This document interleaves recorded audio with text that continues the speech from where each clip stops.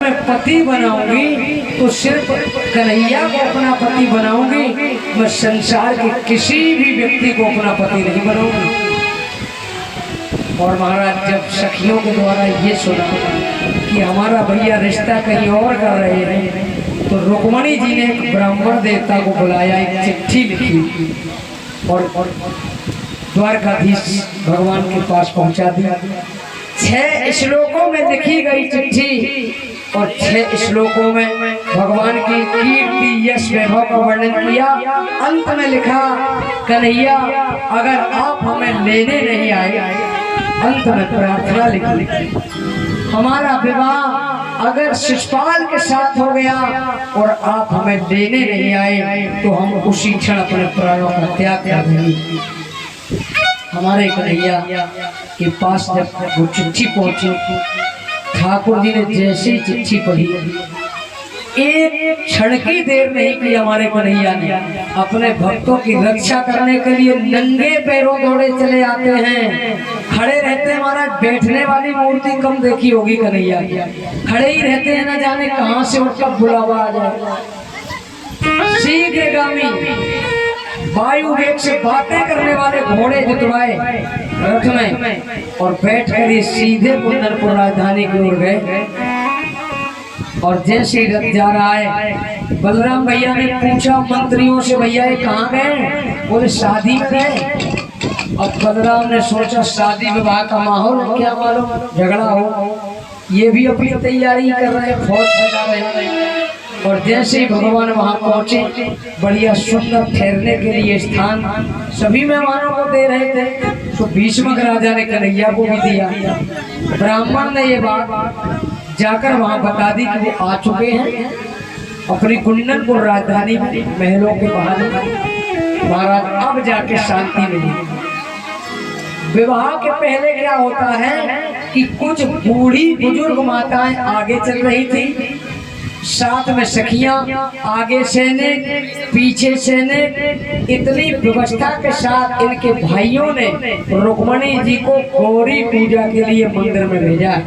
आगे सैनिक, पीछे सैनिक, सिपाही और बुजुर्ग माताएं, 5-7 बुजुर्ग माताएं पूजा के लिए जा रही। और कन्हैया को ब्राह्मण देवता से ये भी संदेश कहलवाया था कि जब मैं गौरी पूजा करने के लिए जाऊं, वहीं से मुझे ले जाना है।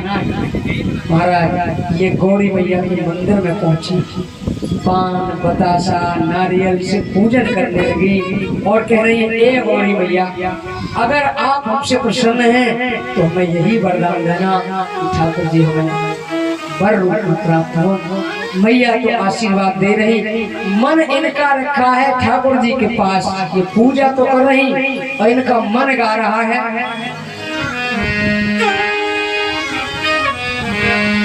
आ जाना आ जाना।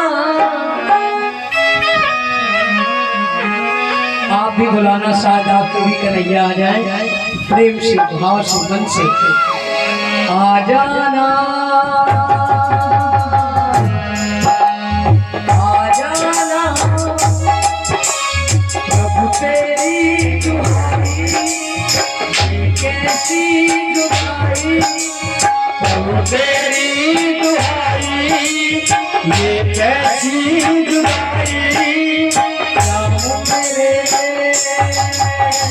आ जाना।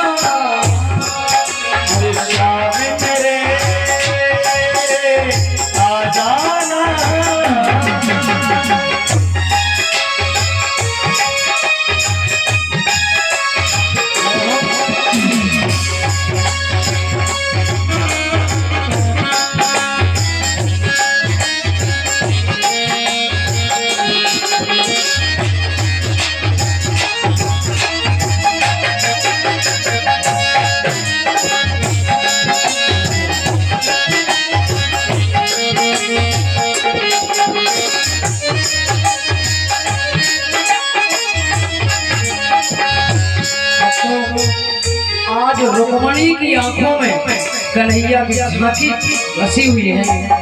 ये बोली, कन्हैया तुम नजरों में छाए हो, तुम नजरों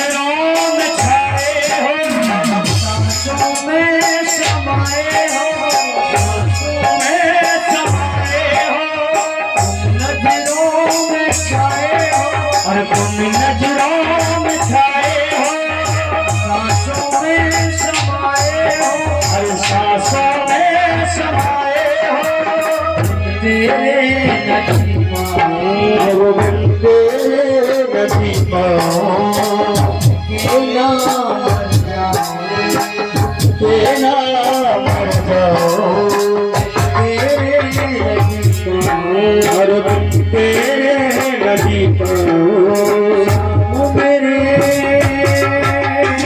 आ जाना